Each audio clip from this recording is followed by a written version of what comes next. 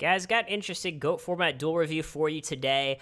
We've got Purple Drunk, who is a top 25 ranked GOAT format player on the ladder, and he is playing against Pino Cremino, who I should probably say is not a top 25 ranked GOAT format player. And they're both playing Chaos, and I will say I don't. I'm not trying to only review Chaos Mirrors, guys, but, when you're trying to scope out these top-level matches, you see a lot of Chaos Mirrors. So, for the next duel review, maybe I'll do something else. Maybe if you drop a comment and tell me, what match you want me to review, I will do yours. But, with that being said, let's get into this here. It's been a bit of a while since I've done a duel review. Part of the reason I kind of was in the mood to duel one. So here, Purple Drunk, sets Mirror Force, seems fine. Sets Sengen, though, which is something that you definitely debate whether to summon or set. And, if you are a top-level GOAT format player, these sort of plays like what monster I should play turn one, what battle position should I put that monster in, these are things that you need to think about. And here you should know, like, what the pros and cons of setting versus summoning Sengen are. So the pros of setting Sengen are, we don't know the matchup. So if our opponent is on something like Warriors, we might bait out an Exiled Force. We might bait out a Mystic Swordsman level 2, which would both be very good. Then, of course, the cons of setting Sengen, the pros of summoning are, if we set Sengen, we might get hit by Crossout. And look at what our hand is. We've got a Tribe and a Raigeki break. So we really want this Sengen to search out Sinister. And because of that, I would lean more towards summoning Sengen here rather than setting. We do have some guilty knowledge here, of course, but for me, I would say my default play is I'm normally going to just summon Sengen in a deck like this. For me, I have to kind of find like a reason not to, something specific that makes me think, okay, I think I can trick my opponent by setting Sengen here. I don't think this is likely to be one of those situations, so I certainly think that summoning Sengen is the safer play, right? So here, Pino's play has looked standard so far. I would be tempted to set Mirror Force. For me, it's like, I don't think that there's really a lot of reason to not set Mirror Force. Yes, our Mirror Force could get hit by Breaker, but we have Spies, so we're not worried about Breaker. So me, I would like to set Mirror Force just in case our opponent goes like Cross Out Spirit Reaper or something along those lines. Most of the time, it probably won't matter that much. But again, it's one of these things of what's the safer play. I think setting Mirror Force is the safer play. So now we see that Purple Drunk plays 2 Spies. Pino plays two Spies. It's 3 Spies, 2 Spies. And, now Purple Drunk, he knows it's a Chaos Mirror at this point. And he's attacking the Tribe. Which, and again, it's, the pros and cons to both. Me, I don't really like just turning our Tribe into, like, 1,600 damage. Me, I'd try to save it, save this power card, use it to clean up, like, Chaos Monsters or Golem Sentry later in the game. But Purple Drunk just decides to get in for damage. He does know that Pino's got 2 Thunder Dragons, so maybe he just hopes that Pino has a bricky hand and he can attack the Tribe a bunch of times. So we definitely want a duo here, but you'll see that Pino's made his first significant mistake of the match, and that is playing Delinquent Duo after he sets his cards. You always want to do it before you set your cards because you give your opponent less information to work with when they're making their decision regarding what to discard to duo. So you want to duo first. The only reason to, like, maybe set a monster and then Delinquent Duo is a very narrow situation, which is that if you're playing Chaos Return and you want your set monster to get hit by Crossout, you might set your monster and then Duo to encourage your opponent to keep their Crossout, and then you get, like, your Dekochi crossed out and you end up killing them or something. But yeah, very narrow situation. 99.9% of the time, just Duo first, guys. It's kind of a noob mistake that some people do. And, I will say in general, as I was watching this game, you guys can't really see because it's a replay, but I kind of noticed that Pino was playing his cards kind of fast, not really putting a lot of thought into his plays, just kind of clicking buttons. And this is something that you don't want to do, guys. You want to think about your plays. It is, in GOAT format, there's no such thing as overthinking a play, right? Most people are underthinking their plays, not overthinking them. So just, take a deep breath, take a few seconds, think about your plays, think about the order you should play your cards in. That's, just a little tip that can hopefully make you misplay a little less. But the tribe attacks, crashes into the Knight Assailant. We could Mirror Force the tribe, but no reason to. As Pino, we're just happy we got a Light and a Dark in our grave now. So that's all good. Set the Solemn seems pretty standard here. Setting Jar also standard. And now Pino makes his first big mistake of the match, which is playing BLS and attacking.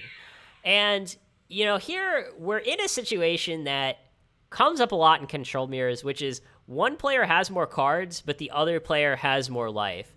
And if you're Pino here in this situation, your temptation might be, well, I want to try to even out the score, right? If I attack for 3,000 and it goes through, well, then I'll be ahead on cards and life, so I'll be winning even more.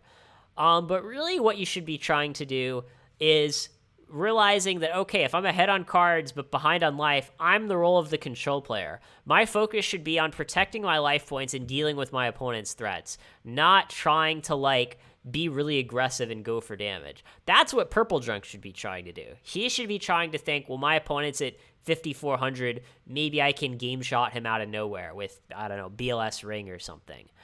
But, we can see that this ends up being a pretty big mistake for Pino because we get Mirror Forced, we decide to Solemn, and then our guy still gets Raigeki Braked. So not only did we not go +1, but now we have even less life points. So we're basically in, the same situation that we were in before. We were ahead on cards and behind on life, except now it's even worse because now we're, even more behind on life. So, unfortunately, Purple Drink doesn't really have a lot of options here. You definitely want to Jar Greed, see what you get. Now, he probably goes, oh, I have BLS and Ring. So if I just get that light for BLS, I can try to steal the game. So here, Pino decides to, to get back cross out, which we could get duo, but the nice thing about, going for cross out instead is, well, for one, it doesn't cost 1,000 life points, right? If we're at 27, we have to be concerned with our life point count. If we cross out and it's Sinister, well, then we just get this Sinister out of the game permanently, right? Don't have to worry about, more Raigeki breaks.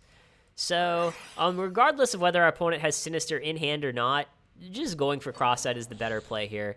So, I think that's a good play on Pino's part of picking the cross out. We definitely attack for 300, setting book, totally standard. Setting heavy, I mean, you could... Here's the problem with setting heavy, is, you'll see that, now you have exactly 2 cards in hand. So we'll kind of see what happens next. So now Pino end phase books. And if you're Purple Drink, you got to go, okay, what card is he going to get back with Faith? Well, obviously he's going to get back Duo. So now you have a decision. Do you want to ring this Faith in response or not? And we'll see that he doesn't ring the Faith. He lets this book resolve. And I think that is kind of the level 1 play. That's the most obvious play where you think, oh, well, I want to go ring BLS. So I can't waste my ring on the Faith. But now the problem is your opponent's going to get back duo you, and you're not going to have BLS ring anyways. So now, because you set heavy and left yourself with only 2 cards in hand, you are now forced to ring this Magician of Faith, right? Because you're not going to get off your BLS ring for game. And it's not, Pino will be at 1,700 life, and it's not like Purple Drunk has a bunch of 1,700 attack monsters he can draw, right? Basically, the only one that he could draw would be a breaker, right? Because all his Chaos monsters are gone. I mean, unless he's playing the 3rd Chaos Sorcerer, which is very uncommon. So now if he just keeps his ring, he has to hope to top deck breaker and ring his opponent for 19. So this is actually a pretty huge mistake on Purple Drunk's part, which is setting heavy, leaving himself with 2 cards in hand, and then not ringing the Faith.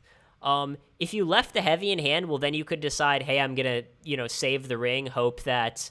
well, really, it doesn't matter what the duo hits, right? Because he'll be at 17. You only have one chaos. You'll have a chaos monster you can play and ring for game.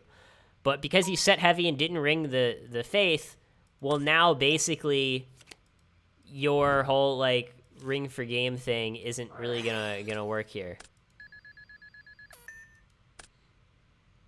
So yeah, we do duo, and what's actually pretty interesting here is that Pino decides to play around ring by going, summon Thunder Dragon and attack. And here, I mean, Purple Drunk, I think, probably has to let this go through. I mean, it's tough because soon we're going to be in a situation where you'll, like, have to ring anyway. So to be honest, like, if you're Pino here, I mean, I will say you might think, well, I want to summon Kaiku and, like, banish some stuff. But all of our opponent's chaos monsters are already gone, right? So tributing for Thunder Dragon instead of summoning Kaiku, in a way, is, like, kind of a genius play. And it's so weird because, like, Pino's been making, like, all of these sort of, like, brain fart, like, noob mistakes all game, like, playing duo after playing his card, summoning BLS and attacking directly. So he makes, like, all these simple mistakes, but then makes, like, the big brain play of, like, playing around ring by tributing for Thunder Dragon. So it's just very weird. And here, Purple Drunk upstarts. And guys, like, this is why I don't like upstart in these chaos decks. Like, being at 27 instead of 17 is just, like, it's just so different. Like, it's such a different life total. It is a game-changing 1,000 life points. And, now you'll notice Pino goes, oh, I have 1,000 more life points. I don't have to play around ring anymore. So, like, now Purple Drunk is probably going to die faster because of the fact that, his opponent doesn't have to play around ring anymore. And here, what's weird, too, is that Purple Drunk just lets this breaker resolve and kill the Heavy Storm. Here, I think if you have ring, you just have to ring this breaker. Like, you have to ring your breaker, save Heavy Storm, hope you top deck something good, Heavy Storm this back row, maybe hope you top deck, like, a Snatch Steal or something, right? Hope you top deck a Snatch Steal, and then you can just, like, I don't know, flip Heavy, snatch the breaker, and kill both these guys. So, I think Purple Drunk made a mistake by not just ringing the breaker, because you're going to have to, like, ring something soon anyway. You might as well just ring the breaker. Then going over to Pino's side, I probably would have just summoned Kaiku instead of the breaker. And the reason why is, like, our opponent's had these back rows that he hasn't really been using for a while. So, to me, it's like, well, what back row am I so scared of? Like, what am I trying to kill with breaker that's so important? Mirror Force is already gone, so it can't be that. I mean, here it happens to work out well for him because his, like, Purple Drunk, like, makes a misplay and just doesn't ring this breaker. So it's just weird because I think Pino made a misplay by summoning breaker instead of Kaiku, but because Purple Drunk also misplayed and didn't ring the breaker, that, like, made Pino's misplay not a misplay. So, like, it's just very strange. Like, both these people are making mistakes, I think, and so far it's kind of working out in Pino's favor. And then, yeah, Purple Drink decides, well, I'm going to ring the Thunder Dragon. And you might go, why the Thunder Dragon? Why not just do it on the breaker? The obvious reason here is, well, 3 lights. You don't want to ring the breaker, put 2 lights in the dark for chaos. But realize, too, if you're Purple Drunk, your opponent's already used 1 chaos monster, right? One BLS. So we're talking, we have 2 more copies of Chaos Sorcerer to worry about. And if we're Purple Drunk, we know 1 card in hand is a Thunder Dragon. So there's only 1 card that Pino can have that can be a Chaos Monster. So that's like a 2 out of 26 chance, or a 1 in 13 chance that he has a Chaos Monster. So you really shouldn't be playing around the 1 in 13 here. You should just be ringing the breaker, taking the Thunder Dragon hit, and then, yeah, having the set heavy. And then if you top deck something like, I don't know, Snatch Steal, you can heavy Snatch Steal for game. Something like that.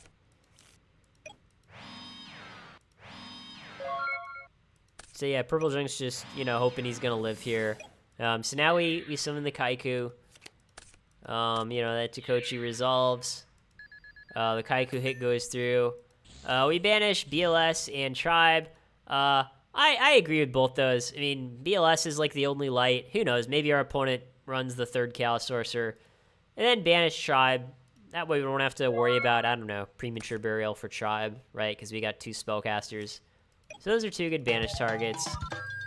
Purple Drunk just admits defeat, says, I'm going to go to the next game.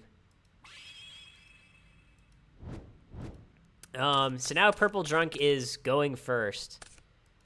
So this is a pretty interesting game here. So he just sort of set everything. So I agree with setting Golem Sentry turn 1. In these kind of mirrors, you really want to get your Golem Sentry out as fast as possible. Hope you can just sort of get that Golem Sentry lock going before your opponent can get any food in the grave for Chaos Monsters. Setting Solemn and MST is interesting. I think you could just set one or the other. Problem is, like, if our opponent heavies, I don't want to have to, like, Solemn a heavy that early. And, you know, I don't really know if we'll necessarily need MST this soon, so I don't know. As far as which to set, you know, I think it's kind of debatable. Here, Pino Gracefuls. And yes, you could just Solemn this Graceful, you know, to be quite honest. But, you know, I think you kind of want this Solemn to kind of protect your Golem Sentry setup, so I agree with just letting Graceful go. You know, our opponent didn't discard Thunder Dragon before the Graceful, so you know this Graceful most likely isn't going +1. And Pino just discards 1 Solemn and Tsukiyomi. To be honest, like, if we only had 1 Solemn in our hand, I would be tempted to discard it, but because we have 2 Solemns in our hand, I kind of want to keep both now. Like, Solemns are good in multiples. Like, if you're already going to pay 4,000, well, you might as well pay another 2,000. So for me, it's like, yeah, I agree with discarding the Tsukiyomi, but instead of the Solemn, I would discard maybe, like, the... Like, maybe even, like, the Ring of Destruction. Maybe discard, like, Snatch Steal. Maybe even discard Chaos Sorcerer. I don't know. To me, I just love to play, like, the... You know, cross out our guys, cross out the guys, set Spy, and then just have, like, a bunch of Solemns. That's the game that I'd be tempted to play. I mean, I think it's kind of close on that second Graceful discard, but I just, in general, like the idea of having multiple Solemns. So now, you know, cross out happens. Purple Drunk Solemns that cross out. And this is something that I don't agree with. Just because, like, yes, Golem Sentry is good in the mirror, but it's not the end-all, be-all. It's not like, oh my god, I have to protect this at all costs. You know, we got plenty of good follow-up after this Golem Sentry, right? We can set the Spy next turn. We can, you know, Tribe Sinister kill something. So, me, it's like, I don't know. Like, I just don't think, like, this crossout is so devastating that we have to pay 4,000 and kill it, right? That's just my opinion. Because, you know, our opponent just Graceful'd. He could easily have another out to this Golem Sentry. He could have a second crossout. He could have a Raigeki break. He could have, well, in this case, it's Ring of Destruction. So yeah, I agree with this in-phase MST. We gotta hope to hit the out to Golem Sentry. Unfortunately, we don't hit the ring, but, you know, what can you do? So we flip this Golem Sentry, activate it. You know, it goes through, and now he just flips it down. So for me, I would just go for the 800 damage, and the reason why is that if we're attacking, the thing we really only care about is Mirror Force, and if our opponent wastes a Mirror Force to kill our Golem Sentry, I'm happy with that as Purple Drunk. I'm like, great, Mirror Force is out of the way, I got good follow-up, I can set Spy, I can set Takochi, I'm gonna be fine, now I've got their Mirror Force out of the way. So I would just go for the 800 battle damage. In this case, it doesn't end up mattering because it just gets ringed either way. And yeah, you definitely do want to ring that there if you're Pino. The alternative, I guess, is that you could save the ring, let the Golem Sentry get flipped face down, summon Spy, attack the Golem Sentry, and then go for a Snatch Steal in main phase 2. The problem with that is that the Snatch Steal could get countered by something. I mean, MST is gone, but the Snatch Steal could get Raigeki braked. You could get hit by Book of Moon, although Book of Moon does often get sided out for these Chaos Mirrors. So yeah, I think just going for the ring is the safer play. You know, if you save the ring, well, maybe you save it for something with more attack, and then you get to ring for game. Here, this is all pretty standard for Pino here. As far as the order on Dakochi versus Pot Greed, I don't think the order matters too much. Either way, we're going to draw 3. But you should, in general, always be thinking about, you know, the order that you play your cards in.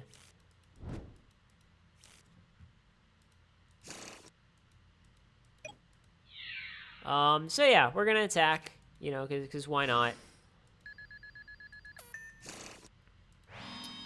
So here you'll notice now Purple Drunk, you know, we're definitely going to sit these back rows, but he also sits Gravekeeper Spy.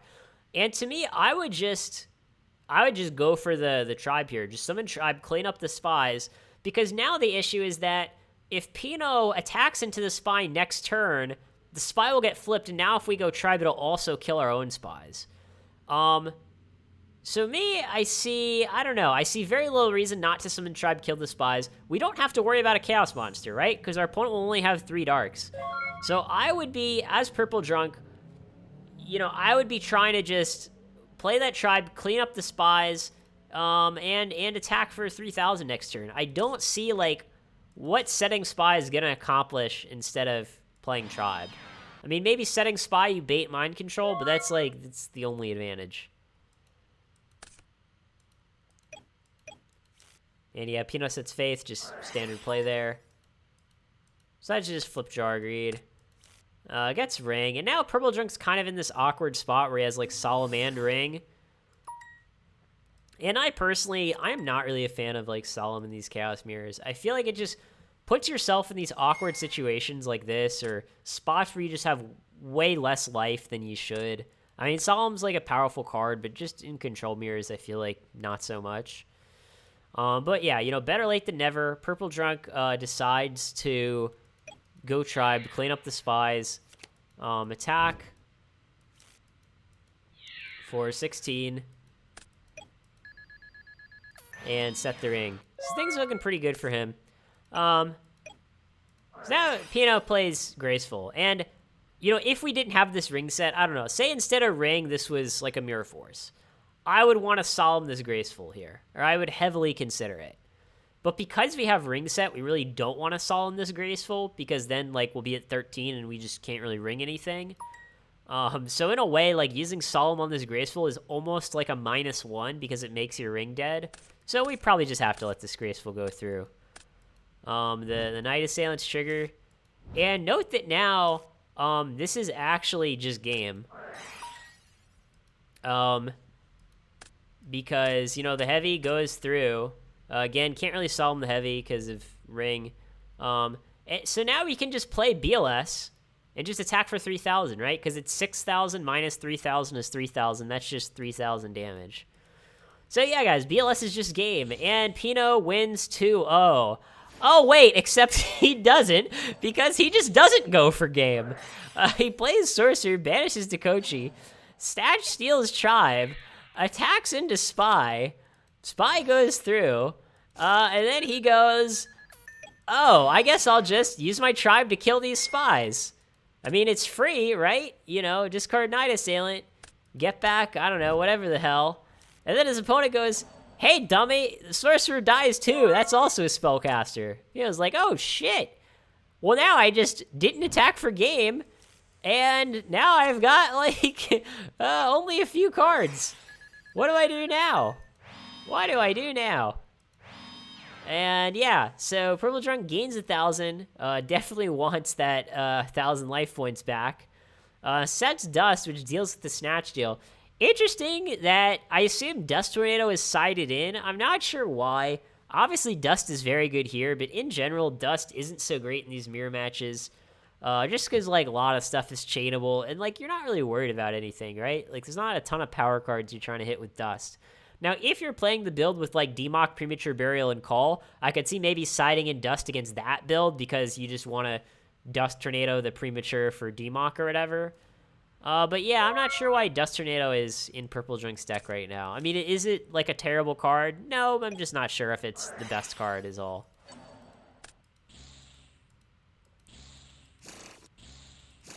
Alright, so we cross out the Faith. Again, think about the order that you're playing your cards in, right? Attack first, see what your opponent does, then make a decision. No need to sort of, like, do all your things in main phase 1. So yeah, you know, using Dust on the Snatch, agree with that. Note that we can't play our BLS. We don't have a light in our grave.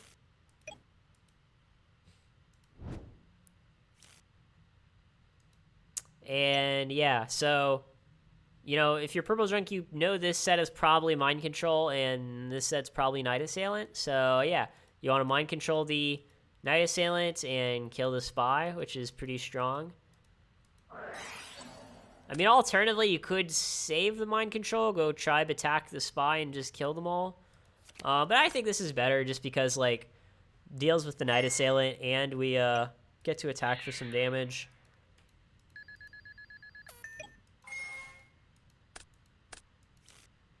And then, yeah, main phase 2, you can even go Tribe to kill the Night Assailant just because why not?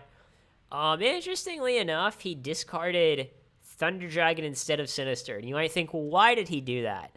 And now I'm not saying this is necessarily the correct play, but the reason why he did it is because, you know, Purple Drunk saw Kaiku in game 1, knows he could have very easily even sided in more Kaikus, you know, for game 2. So he's saying, well, I don't want to, if I discard Sinister and get my tribe run over by a Kaiku, I'm just screwed. So yeah, so he just sets Sinister instead. So I like this play here from Purple Drunk. And by setting the Sinister, we can maybe tribute the Sinister for Thunder Dragon, get some little Thunder Dragon action going. So yeah, just trades tribes. Seems like a fine play. And we do some of that Thunder Dragon. Obviously, we still really have to hope that our opponent doesn't top deck Kaiku. But sure enough, doesn't top Kaiku. Here, as far as summoning or setting Sengen, I don't know. It's fine. I mean, here, again, we have the scenario where Sengen gets set and immediately gets hit by Crossout. So maybe consider something Sengen. Problem is our life points are so low that, like, we're really just trying to not take any damage. Note that, you know, Serpent not quite enough for game.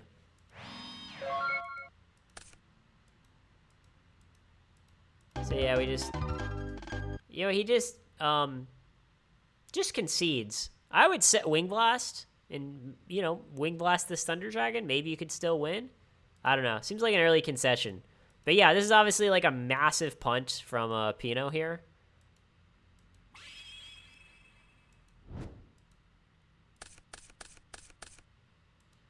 So Pino gets to go first. And, you know, it's a question of, well, what do we do turn 1? What do we do turn 1?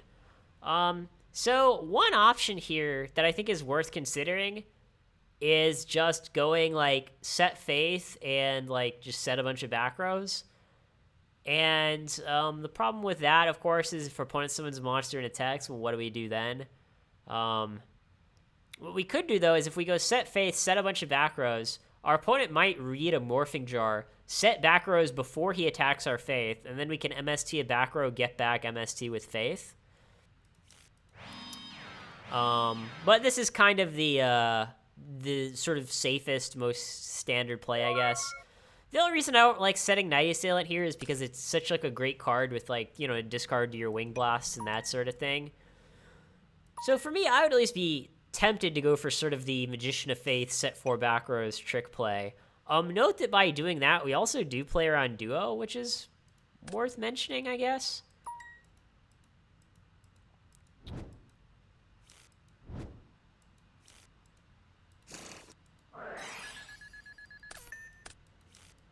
Alright, so all standard stuff from Purple Drink here so far. Now, obviously, if you're Purple Drink, this monster could be anything. It could be Spy, it could be Faith, it could be Dakochi, it could be Golem Sentry, it could be Sengen, it could be Night Assailant, it could be DD Warrior Lady, could be just about anything. But here we don't really have a lot of great options other than set Golem Sentry, set back rows. Yeah, I'd end phase MST. Why not? You know, a lot of stuff is chainable, so I think you do want to end phase that MST there. And yeah, no reason not to activate this Night Assailant. And yeah, I'd probably go for the Tsukiyomi. Why not? So the only thing is, I think you have this debate of, like, are you going to, like, activate Tsukiyomi and, you know, attack directly with Tsukiyomi, or you could just attack directly with Knight Assailant and then Tsukiyomi main phase 2. It's a very sort of small, minor thing. The difference is if you Tsukiyomi main phase 1 attack with Tsukiyomi, then your Tsukiyomi could get, like, Mirror Forced, you could get Saku'd. Whereas if you just attack with Knight Assailant, you don't have to worry about that. But yeah, if you're Pino here, you gotta be really happy that you baited the Solemns early. You're at 9,000 to the opponent's 4,000. So we kind of, again, have that classic scenario where you have a control mirror, one person's way ahead on life. And that does kind of happen a lot, you know, in these control mirrors where everyone's playing Solemns. Here, though, if you're Pino, I would just set this Solemn, right? If your opponent has Heavy Storm, you can just chain Bookamoon and still not go minus. So here, I think there's basically no reason not to set this Solemn. And yeah, Purple Drunk sets Faith, really wants Pot of Greed back, knows, hey, if I get this Pot of Greed back, maybe I can win that way.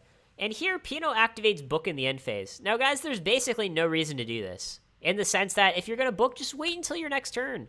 You don't have to play every card as soon as possible. Wait, see what you draw, see what your options are, then make a decision. So yeah.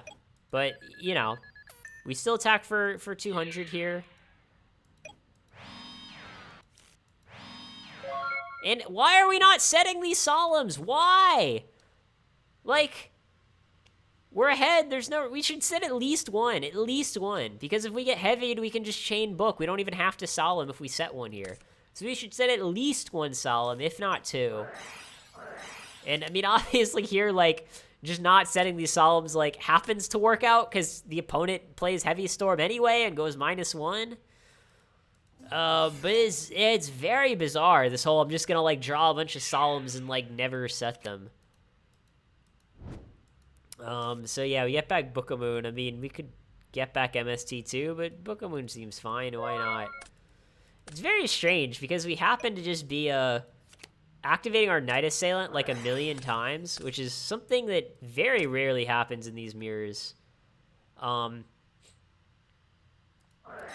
here, now I'd say normally in GOAT format, again, you just want to play that duo like first thing. It's just, oh, I have duo, my opponent has cards, I play duo. Now, the reason I would not want to duo here is for a specific reason. One, as Pino, we are very ahead right now. We are very ahead. We're ahead on cards. We're ahead on life points. We've got Solemns. We've, you know, got our opponent on the ropes. However, if we duo, our opponent could discard a Dark Monster, and then, like, Chaos will be live. So for me, it's like our opponent has 2 Thunder Dragons, 2 unknown cards, doesn't seem to have a very good hand. I would be tempted to just play it safe, save the duo, and then, you know, here it's like all that happened was we discarded 2 Thunder Dragons anyways, you know? But if our opponent had a Chaos Monster, maybe he'd, like, discard the Tsukiyomi to the duo, play the Chaos Monster. Yeah, we have Solemns, but I don't know. I'm tempted to just kind of leave our opponent with a bunch of dead cards. It's close. I'm not saying that playing duo is, like, the worst thing here, but I would at least consider not doing it. And again, we just make the same mistake where we're not setting Solemns. Why are we not setting Solemns? Our opponents even used Heavy Storm now. There is 0 reason not to set these Solemns. What the hell is going on? I don't know. Maybe Pino is just trying to flex on his opponent. Like, hey, bitch, I can beat you even without any Solemns. I don't know. I really don't know. It's very strange to me. But yeah, we got 2 Knight Assailants now. One of them kills this Tsukiyomi. I mean, again, if you're Pino, you're just massively ahead here. Finally, we're setting these Solemns. Jesus Christ. And yeah, he goes, you know what? I'm just going to play Spy, crash into this Knight Assailant. For some reason, he books the Spy, and I don't see why we're doing this. Because all this does is, like, obviously if we let the hit go through, the Spy dies to the Knight Assailant. If we book the Spy, we can flip the Knight Assailant and keep it. So essentially what we're doing is using Book here to keep a 200 attack Knight Assailant in attack position, and I don't know why we'd want to do that. I mean, ironically enough, here it happens to work out because now it's a tribute for the Thunder Dragon that we just top decked. But, you know, 9 times out of 10, booking that spy is just a mistake. We just happen to run into, like, the 1 out of 10 times where it isn't. But, yeah, it's Thunder Dragon beatdown now. And we got 2 Solemns, so it is not looking good for Purple Drunk here. And he goes, well, gonna try to come back in the game with Chaos Orc. Oh, yeah, hit the Solemn. Except, you know, Pino's got another Solemn anyways. But luckily, he goes, well, I got Magician of Faith to get back Pot of Greed. But Pino's got Cross out, and he top decks Breaker for lethal. So, yeah, that is just game, guys. Let me know in the comments what you think about this match. Realize that this could have been essentially a 3-0 for Pino, right? I mean, Pino definitely punted game 2. Definitely made mistakes throughout the match. Purple Drunk, even though he's a top-ranked player, I think also made some significant mistakes throughout the match. So, yeah, thanks for watching, guys.